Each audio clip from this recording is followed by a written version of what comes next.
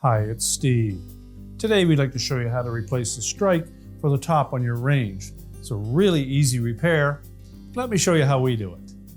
Now before we begin this repair, the first thing we'll need to do is to disconnect power to the range.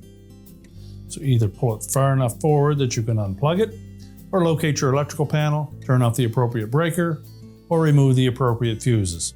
Once we've done that, we can start the repair. Now that we have the power disconnected to the range, our next step will be to remove the main top so that we can do this repair. It's held in place with 2 1/4-inch hex head screws that come up from the bottom and secure it to the oven body. To remove those, we'll need to open up the upper door and simply take those 2 screws out. Now with the 2 screws removed from the front, we're simply going to lift up on that top, and we'll need to support it with enough room that we can get in underneath to access the screw that holds that strike in place.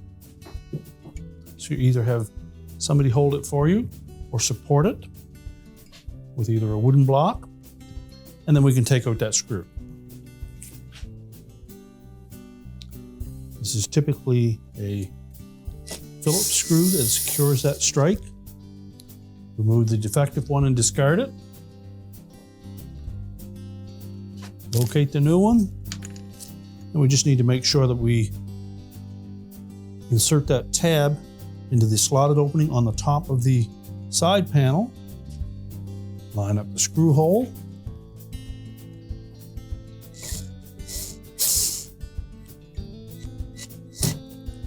And secure it.